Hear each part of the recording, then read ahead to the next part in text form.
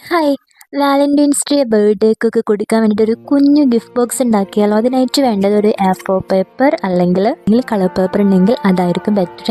Then നമുക്ക് 2 box ഉണ്ടാക്കണം. ഒന്നിൻ്റെ നീളം വീതി ഞാൻ എടുത്തത് 9 ആണ്, ഒന്ന് 8.5 ആണ് ഞാൻ എടുത്തിട്ടുണ്ടായിരുന്നത്.